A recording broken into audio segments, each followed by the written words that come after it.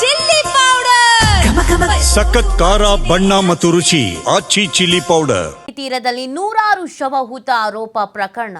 ಚಿನ್ನಯ್ಯ ಹೇಳಿದ 10 ಶವ ರಹಸ್ಯ ಕೆದಕೋದಕ್ಕೆ ಎಸ್ಐಟಿ ಮುಂದಾಗಿರೋದು. ಎಸ್ಐಟಿ ಮುಂದೆ ಹೇಳಿದ ವಿಚಾರ ಕೋರ್ಟ್ ಮುಂದೆ ಹೇಳಿದ್ದ ಚಿನ್ನಯ್ಯ. ಇನ್ನೇನು ಚಾರ್ಜ್ ಶೀಟ್ ಸಲ್ಲಿಕೆ ತಯಾರಿ ಹೊತ್ತಲ್ಲ ಬಿಗ್ ಟ್ವಿಸ್ಟ್ ನೀಡಲಾಗಿತ್ತು. ಸರ್ಕಾರಕ್ಕೆ ವರದಿ ಒಪ್ಪಿಸುವ ತರಾತುರಿಯಲ್ಲಿರುವ ಎಸ್ಐಟಿ ಅಧಿಕಾರಿಗಳಿಗೆ ತಲೆನೋವಾಗ್ಬಿಟ್ಟಿದೆ. ಈ 10 ಶವಗಳ ರಹಸ್ಯ, 10 ಶವ ಹೂತಾಕಿದ್ದು ಎಲ್ಲಿ, ಯಾವಾಗ ಅಂತ ಈಗ ತನಿಖೆ ಮಾಡ್ತಾ ಇದ್ದಾರೆ. ಚಿನ್ನಯ್ಯನ ವಿಚಾರಣೆ ಮುನ್ನವೇ ಮಾಹಿತಿಯನ್ನ ಕಲೆ ಹಾಕೋದಕ್ಕೆ ಪ್ಲಾನ್ ಮಾಡ್ಕೊಳ್ತಾ ಇದ್ದಾರೆ. ಈಗಾಗಲೇ ಸರ್ಕಾರಕ್ಕೆ ವರದಿಯನ್ನ ಸಲ್ಲಿಕೆ ಮಾಡಬೇಕು ಅಂತ ಎಸ್ಐಟಿ ಪ್ಲಾನ್ ಮಾಡ್ತಾ ಇತ್ತು. ಎಷ್ಟು ಹಂತ ತನಿಖೆ ಮಾಡೋದಕ್ಕೆ ಸಾಧ್ಯವೋ, ಯಾವೆಲ್ಲ ತನಿಖೆ ಮಾಡೋದಕ್ಕೆ ಸಾಧ್ಯವೋ, ಯಾವೆಲ್ಲ ಆಂಗಲ್ ಅಲ್ಲಿ ತನಿಖೆ ಮಾಡೋದಕ್ಕೆ ಸಾಧ್ಯವೋ ಅದೆಲ್ಲವನ್ನೇ ತರಾತುರಿಯಲ್ಲಿ ಮಾಡ್ತಾ ಇದ್ರು. ಕಾರಣ ಬಹಳ ದಿನಗಳಾಗ್ತಾ ಬಂತು. ಇನ್ನೂ ಇದನ್ನ ಡ್ರ್ಯಾಗ್ ಮಾಡೋದು ಸರಿಯಲ್ಲ. ಈಗಾಗಲೇ ನಾನಾ ಚರ್ಚೆಗಳ ಬಂದಿದೆ. ಎಸ್ಐಟಿ ಇನ್ನೂ ತನಿಖೆ ಮಾಡ್ತಾ ಇದೆಯಂತೆ, ಇನ್ನೂ ತನಿಖೆ ಆಗಿಲ್ವಂತೆ, ಇನ್ನು ಎಷ್ಟು ದಿನ ಬೇಕು, ಹಂಗೆ ಹಿಂಗೆ ಅಂತ. ಸೊ ಹೀಗಿರ್ಬೇಕಾದ್ರೆ ಒಂದು ತಾರ್ಕಿಕ ಅಂತ್ಯವನ್ನ ಹಾಡಬೇಕು ಅಂತ ಒಂದು ಅಂತಿಮ ವರದಿಯನ್ನ ಸಲ್ಲಿಕೆ ಮಾಡೋದಕ್ಕೆ ಅಂತ ಮುಂದಾಗಿತ್ತು. ಆಗಲೇ ಚಿನ್ನಯ್ಯ ಕೊಟ್ಟಿದ್ದು ಕೆಲಸನ. ಯಾಕಂದ್ರೆ ಅಧಿಕಾರಿಗಳ ಮುಂದೆ ಹೇಳೋದನ್ನ ಕೋರ್ಟ್ನಲ್ಲಿ ಹೇಳಿರೋದು. ಈ 10 ಶವ ಈಗ ತಲೆಯಲ್ಲಿ ಹುಳ ಬಿಟ್ಟಂಗಾಗಿದೆ ಎಸ್ಐಟಿ ಅಧಿಕಾರಿಗಳಿಗೆ. ಸೊ ಹಾಗಾಗಿ ವಿಚಾರಣೆಗಿಂತ ಮುಂಚಿತವಾಗಿ ತನಿಖೆಯನ್ನು ಮಾಡುವುದಕ್ಕೆ ಇದೀಗ ಎಸ್ಐಟಿ ಅಧಿಕಾರಿಗಳು ಮುಂದಾಗಿರುವಂಥದ್ದು. ಮಾಹಿತಿಯನ್ನು ಕಲೆ ಹಾಕೋದಕ್ಕೆ ಅಂತ ಎಸ್ಐಟಿ ಅಧಿಕಾರಿಗಳು ಪ್ಲಾನ್ ಮಾಡಿದ್ದಾರೆ. ಸೊ ಈ ಸಂದರ್ಭದಲ್ಲಿ ಏನೆಲ್ಲ ಮಾಹಿತಿ ಸಿಗುತ್ತೆ, ಸ್ಫೋಟಕ ಮಾಹಿತಿ ಏನಾದರೂ ಸಿಗುತ್ತಾ, ಇನ್ನೂ ಯಾವುದಾದ್ರೂ ವಿಚಾರಗಳು ಬಹಿರಂಗವಾಗುತ್ತಾ ಅನ್ನುವಂಥ ಚರ್ಚೆ ಹುಟ್ಕೊಳ್ತಾ ಇದೆ. ನೇತ್ರಾವತಿ ನದಿ ತೀರದಲ್ಲಿ ನೂರಾರು ಶವ ಹೂತ ಪ್ರಕರಣಕ್ಕೆ ಸಂಬಂಧಪಟ್ಟಂತೆ ಚಿನ್ನಯ್ಯ ಹೇಳಿದ 10 ಶವ ರಹಸ್ಯವನ್ನು ಈಗ ಕೆದಕಲೇಬೇಕಾದಂಥ ಅನಿವಾರ್ಯತೆಯಲ್ಲಿ ಎಸ್ಐಟಿ ಇದೆ. ಯಾಕಂದರೆ ತರಾತುರಿಯಲ್ಲಿದ್ದಾರೆ. ಆದಷ್ಟು ಬೇಗ ವರದಿಯನ್ನು ಸಲ್ಲಿಕೆ ಮಾಡಬೇಕು ಅಂತ. ಈ ಕೊನೆಯ ಹಂತದಲ್ಲಿ 10 ಶವ ಅಂತ ಈ ಅಸ್ತ್ರ ಬಿಟ್ಟಿರೋದಿದೆಯಲ್ಲ, ಇದು ಎಸ್ಐಟಿಗೆ ತಲೆನೋವು ಆಗಿರುವಂಥದ್ದು. ನೋಡಿ, 10 ಶವ ಹೂತು ಹಾಕಿದ್ದು ಯಾವಾಗ ಅಂತ ದಾಖಲೆಗಳನ್ನು ಹುಡುಕಾಟ ಮಾಡ್ತಾ ಇದ್ದಾರೆ.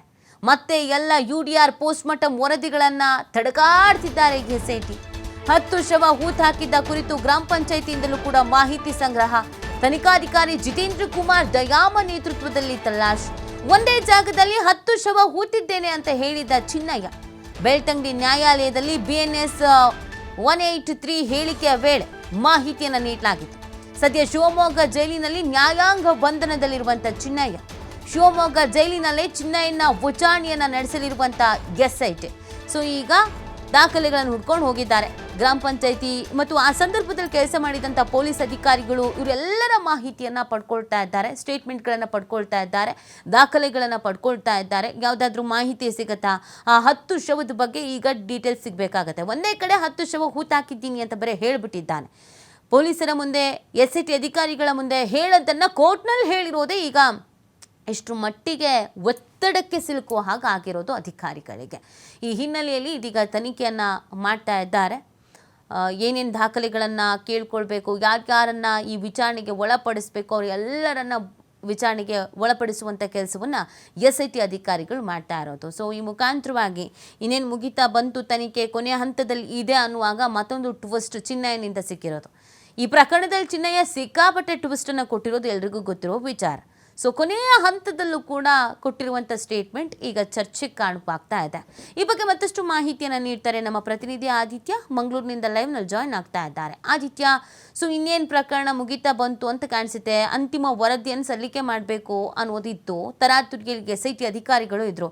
ಬಟ್ ಚಿನ್ನಯ್ಯ ಕೊನೆಯ ಹಂತದಲ್ಲಿ ಕೆಲಸ ಕೊಟ್ಟಿದ್ದು ಈಗ ಬಹಳ ಚರ್ಚೆಗೆ ಕಾರಣವಾಗ್ತಾ ಇದೆ. ಈಗ ಅಧಿಕಾರಿಗಳು ಯಾವ ರೀತಿ ತನಿಖೆ ಮಾಡ್ತಾ ಇದ್ದಾರೆ, ಯಾವ ರೀತಿ ಒತ್ತಡ ಇದೆ ಎಸ್ಐಟಿ ಅಧಿಕಾರಿಗಳಿಗೆ? ನೀತಿ, ನಿಜಕ್ಕೂ ಕೂಡ ನಾವು ಈ ಪ್ರಕರಣ ಆರಂಭವಾಗುವ ಹೊತ್ತಿನಲ್ಲಿ ಸ್ವತಂತ್ರ ಭಾರತ ಇತಿಹಾಸದಲ್ಲಿ ಇಂಥ ಒಂದು ಪ್ರಕರಣ ಆಗಿರ್ಲಿಕ್ಕಿಲ್ಲ ಅನ್ನುವಂಥ ರೀತಿಯಲ್ಲಿ ಚರ್ಚೆ ಮಾಡ್ತಾ ಇದ್ವಿ. ಆದರೆ ಪ್ರಕರಣದ ದಿಕ್ಕು ಬದಲಾದ ಸಂದರ್ಭದಲ್ಲೂ ಕೂಡ ಆ ಒಂದು ವಿಚಾರ ಏನಿದೆ ಅದು ಮತ್ತೆ ಮತ್ತೆ ಅದೇ ರೀತಿ ಕಾಣಿಸ್ತಾ ಇತ್ತು. ಎಲ್ಲ ಹಂತದಲ್ಲೂ ಕೂಡ ಈಗ ಮತ್ತೆ ಅದೇ ರೀತಿ ಭಾಸವಾಗ್ತಾ ಇದೆ. ಯಾಕಂದ್ರೆ ಅಧಿಕಾರಿಗಳು ಈತನ ತನಿಖೆಯನ್ನ ಮಾಡಿ ಈತನನ್ನ ಸರಿಸುಮಾರು 15-17 ದಿನಗಳ ಕಾಲ ವಿಚಾರಣೆ ಮಾಡಿ ಆತನಿಂದ ಎಲ್ಲ ಬಾಯಿ ಬಿಡಿಸಿ ಸಾಕಷ್ಟು ಜಾಗಗಳಿಗೆ, ಇಲ್ಲಿಂದ ಬೆಂಗಳೂರಿಗೆ ಹೋಗಿದ್ದಾರೆ, ಬೇರೆ ಬೇರೆ ಜಾಗಗಳಿಗೆ ಹೋಗಿ ಮಹಜರು ಮಾಡಿ ಎಲ್ಲವನ್ನ ಆತನಿಂದ ಹೇಳಿಕೆಯನ್ನ ಪಡೆದು ಆತನ ತಪ್ಪೊಪ್ಪಿಗೆ ಹೇಳಿಕೆಯನ್ನ ಮತ್ತೆ ನೀಡಬೇಕು ಅಂತ ಕೋರ್ಟಿಗೆ ಹೋದಂತ ಸಂದರ್ಭ ಅಲ್ಲಿ ಚಿನ್ನಯ್ಯ ಮತ್ತೆ ಯೂಟರ್ನ್ ಹೊಡೆದಿದ್ದಾನೆ. ಅಲ್ಲಿ ಹೋದಂತ ಸಂದರ್ಭ SIT ವಿಚಾರಣೆಯಲ್ಲಿ ಹೇಳದಿರುವಂತಹ ಒಂದು ಶವ ರಹಸ್ಯ, ಅಂದ್ರೆ 10 ಶವಗಳನ್ನ ನಾನು ಒಂದೇ ಕಡೆ ಹೂತು ಹಾಕಿದ್ದೀನಿ ಅನ್ನೋದನ್ನ ಹೇಳ್ಬಿಡ್ತಾನೆ ಆತ ಕೋರ್ಟ್ನಲ್ಲಿ. ಅದು ಯಾವಾಗ, ಎಲ್ಲಿ, ಅದು ಒಂದೇ ಟೈಮಲ್ಲಿ ಈ ತರ ಶವಗಳನ್ನ ಹೂತು ಹಾಕಿರೋದಾ, ಸಾಮೂಹಿಕ ದಫನಾನ, ಅಥವಾ ಬೇರೆ ಬೇರೆ ಟೈಮಲ್ಲಿ ಬೇರೆ ಬೇರೆ ಶವಗಳನ್ನ ಏನಾದರೂ ಒಂದೇ ಜಾಗದಲ್ಲಿ ಹೂತು ಹಾಕಿದಾನ, ಇದ್ರ ಬಗ್ಗೆ ಯಾವುದೇ ರೀತಿಯ ಕ್ಲಾರಿಟಿಯನ್ನ ಕೊಡದೆ ಕೇವಲ 10 ಶವಗಳನ್ನ ಒಂದು ಜಾಗದಲ್ಲಿ ಹೂತು ಹಾಕಿದ್ದೀನಿ ಅದನ್ನ ಮಾತ್ರ ಹೇಳ್ತಾನೆ. ಆದ್ರೆ SIT ಅಧಿಕಾರಿಗಳಿಗೆ ಈ ಸಂದರ್ಭದಲ್ಲೂ ಕೂಡ ಇದು ಗೊತ್ತಾಗೋದಿಲ್ಲ. ಆದ್ರೆ ಕೋರ್ಟ್ ಮೂಲಕ ಯಾವಾಗ ಆತನ ಒಂದು ಹೇಳಿಕೆ ತನಿಖಾಧಿಕಾರಿ ಜಿತೇಂದ್ರ ಕುಮಾರ್ ದಯಾಮ್ ಅವರಿಗೆ ಆ ಹೇಳಿಕೆ ಸಿಗುತ್ತೋ ಅದನ್ನ ನೋಡಿದಂತ ಸಂದರ್ಭ ಅಧಿಕಾರಿಗಳೇ ಒಂದರ್ಥದಲ್ಲಿ ಶಾಕ್ ಆಗ್ತಾರೆ. ಈತ ಇಷ್ಟು ದಿನ ನಾವು ವಿಚಾರಣೆ ಮಾಡಿದ ಸಂದರ್ಭ ಹೇಳದಿರುವಂತ ವಿಚಾರವನ್ನ ಈಗ ಯಾವ ತರ ಹೇಳ್ದ, ಇದು ನಿಜಾನ ಸುಳ್ಳ ಅಂತ ತಲೆ ಕೆಡಿಸ್ಕೊಳ್ತಾರೆ. ಯಾಕಂದ್ರೆ ಪ್ರಣವ್ ಮೊಹಂತಿ ಅವರು ಕೂಡ ಮೊನ್ನೆ ಬಂದು ಒಂದು ಖಡಕ್ ಆದೇಶವನ್ನ ನೀಡಿದ್ರು, ನೀವು ಆದಷ್ಟು ಬೇಗ ಆದಷ್ಟು ವರದಿಯನ್ನ ತಯಾರು ಮಾಡೋ ವಿಚಾರವಾಗಿ ಹೆಚ್ಚಿನ ಗಮನವನ್ನ ಕೊಡಿ. ಅಂದ್ರೆ ಅಲ್ಲಿಯವರು ಕೂಡ SIT ಅಧಿಕಾರಿಗಳು ಸಾಕಷ್ಟು ಜನರಿಗೆ ವಿಚಾರಣೆಗೆ ನೋಟಿಸ್ ನೀಡ್ತಾ ಇದ್ರು, ಅವ್ರು ಬಂದು ವಿಚಾರಣೆಗೆ ಹಾಜರಾಗ್ತಾ ಇದ್ರು. ಆದ್ರೆ ಈ ನಡುವೆ ನೀವು ವರದಿಯನ್ನ ತಯಾರು ಮಾಡೋದಕ್ಕೆ ಹೆಚ್ಚಿನ ಇದು ಕೊಡಿ, ಸರ್ಕಾರಕ್ಕೆ ವರದಿಯನ್ನ ಸಲ್ಲಿಸಬೇಕಾಗಿದೆ ಅನ್ನುವಂಥ ರೀತಿಯಲ್ಲಿ ಒಂದು ಖಡಕ್ ಆದೇಶವನ್ನ ಕೊಟ್ಟು ಹೋಗಿದ್ರು. ಅದಾದ ಬಳಿಕ ಚಾರ್ಜ್ ಶೀಟ್ಗೆ ಬೇಕಾದಂತ ತಯಾರಿಗಳನ್ನ ಮಾಡ್ಕೊಳ್ಳಿ, ಮತ್ತು ಇನ್ನೂ ಕೆಲವೊಂದಿಷ್ಟು ಅರೆಸ್ಟ್ಗಳು ಆಗುತ್ತೆ ಆಗಲ್ಲ ಅನ್ನುವಂಥ ರೀತಿಯ ಗೊಂದಲಗಳು ಇದೆ. ಅದು ಮಟ್ಟನವರಾಗಿರ್ಬೋದು, ಜಯಂತ್ ಟಿ ಇವರದೆಲ್ಲ ವಿಚಾರಗಳಲ್ಲಿ ಇದೆ. ಸೊ ಅದು ಅಲ್ಲೇ ಒಂದು ಅರ್ಥದಲ್ಲಿ ನಿಂತ ನೀರಾಗಿದೆ. ಈ ನಡುವೆ ಒಂದಿಷ್ಟು ಹೇಳಿಕೆಯನ್ನ ಪಡೆಯುವಂತ ಪ್ರೊಸೆಸ್ನಲ್ಲಿ SIT ಇರುವಾಗ ಮತ್ತೆ ಈ ಚಿನ್ನಯ್ಯನ ವಿಚಾರದಲ್ಲಿ ಈಗ ಈ ಪ್ರಕರಣಕ್ಕೆ ಟ್ವಿಸ್ಟ್ ಸಿಕ್ಕಿರೋದು. ಈತ ಕೊಟ್ಟಂತ ಹೇಳಿಕೆ ಅದನ್ನ ಅಲ್ಲಿಗೆ ಬಿಡುವಂತ ಸ್ಥಿತಿಯಲ್ಲಿ ಸದ್ಯ SIT ಅಧಿಕಾರಿಗಳು ಇಲ್ಲ. ಈಗ ಆತ ನ್ಯಾಯಾಂಗ ಬಂಧನದ ಅಡಿಯಲ್ಲಿ ಶಿವಮೊಗ್ಗ ಜೈಲಿನಲ್ಲಿದ್ದಾನೆ. ಸೊ ಆತನನ್ನ ವಿಚಾರಣೆ ಮಾಡಬೇಕಾಗುತ್ತೆ. ಕೇವಲ ಹೇಳಿಕೆಯನ್ನ ಮಾತ್ರ ಅಲ್ಲ, ಇನ್ ಗ್ರೌಂಡ್ ಅಂದ್ರೆ ಆನ್ ಫೀಲ್ಡ್ ಕೂಡ ಅದನ್ನ ಪರಿಶೀಲನೆ ಮಾಡುವಂತ ಒಂದು ಸಂದರ್ಭ SITಗೆ ಒದಗಿ ಬರಬಹುದು. ಹಾಗಾಗಿ SIT ಅಧಿಕಾರಿಗಳು ಒಂದು ಅರ್ಥದಲ್ಲಿ ಈಗ ಗೊಂದಲಕ್ಕೆ ಈಡಾಗಿದ್ದಾರೆ. ಸೊ ಇದನ್ನ ಯಾವ ತರ ಟ್ರೇಸ್ ಔಟ್ ಮಾಡೋದು ಅನ್ನುವಂಥ ರೀತಿಯಲ್ಲಿ ಸೊ ತನಿಖಾಧಿಕಾರಿ ಜಿತೇಂದ್ರ ಕುಮಾರ್ ದಯಾಮ್ ಅವರಿಗೂ ಕೂಡ ಹಿರಿಯ ಅಧಿಕಾರಿಗೆ ಅಂದ್ರೆ ಪ್ರಣವ್ ಮೊಹಂತಿ ಅವರಿಂದ ಬಹಳ ಸೂಚನೆಗಳು ಬಂದಿದೆ, ಇದನ್ನ ಸಾಲ್ಟ್ ಔಟ್ ಮಾಡಿ ಅನ್ನುವಂಥ ರೀತಿಯಲ್ಲಿ. ಹಾಗಾಗಿ ಇದಕ್ಕೆ ಸಂಬಂಧಪಟ್ಟ ಹಾಗೆ ಈಗ ಚಿನ್ನಯ್ಯ ಜೈಲಿನಲ್ಲಿದ್ದಾನೆ, ಅದನ್ನ ವಿಚಾರಣೆ ಮಾಡಬೇಕು ಅಂದ್ರೆ ಕೋರ್ಟ್ನಿಂದ ಅವರಿಗೆ ಪರ್ಮಿಷನ್ ಸಿಗಬೇಕು. ಪರ್ಮಿಷನ್ ಸಿಗುವ ಮುನ್ನ ಒಂದಿಷ್ಟು ದಾಖಲೆಗಳನ್ನ ಅಧಿಕಾರಿಗಳು ಕೋರ್ಟ್ ಮುಂದೆ ಇಡಬೇಕಾಗುತ್ತೆ. ನಾವು ಈತನನ್ನ ಮತ್ತೆ ವಿಚಾರಣೆ ಮಾಡೋದಕ್ಕೆ ಇಂಥ ದಾಖಲೆಗಳು ಇದೆ, ಆತ ಇದರ ಶವಗಳನ್ನ ಹೂತು ಹಾಕಿರೋ ಸಾಧ್ಯತೆಗಳು ಇದೆ ಅನ್ನೋದಕ್ಕೆ. ಹಾಗಾಗಿ ಅದಕ್ಕೆ ಸಂಬಂಧಪಟ್ಟ ಹಾಗೆ UDR ದಾಖಲೆಗಳನ್ನ ಈಗ SIT ಅಧಿಕಾರಿಗಳು ಮತ್ತೆ ತಡಕಾಡ್ತಾ ಇದ್ದಾರೆ. ಎಲ್ಲಾದರೂ ಯಾವುದಾದ್ರೂ ಒಂದು ಟೈಮ್ ಲೈನ್ನಲ್ಲಿ 10 ಶವಗಳನ್ನ ಒಂದೇ ಸಲ ಹೂತು ಹಾಕಿರೋದು, ಅಥವಾ ಬಹಳ 2ಕ್ಕಿಂತ ಹೆಚ್ಚು ಶವಗಳನ್ನ ಒಂದೇ ಸಲ ಹೂತು ಹಾಕಿರೋದು, ಆ ಬಳಿಕ ಮತ್ತೆ ಅದೇ ಜಾಗದಲ್ಲಿ ಶವಗಳನ್ನ ಹೂತು ಹಾಕಿರೋದು, ಇದಕ್ಕೆ ಈ ತರ ಏನಾದರೂ ಪ್ರಕ್ರಿಯೆಗಳು ಘಟನೆಗಳು ನಡೆದಿದೆಯಾ ಅನ್ನುವಂಥ ರೀತಿಯಲ್ಲಿ ಮತ್ತೆ ಎಲ್ಲ UDR ದಾಖಲೆಗಳು ಅಂದ್ರೆ 1995ರಿಂದ 2014ರವರೆಗಿನ UDR ದಾಖಲೆಗಳನ್ನ ಮತ್ತೆ ತಡಕಾಡುವಂಥ ಪರಿಸ್ಥಿತಿ SIT ಅಧಿಕಾರಿಗಳಿಗೆ ಬಂದಿದೆ.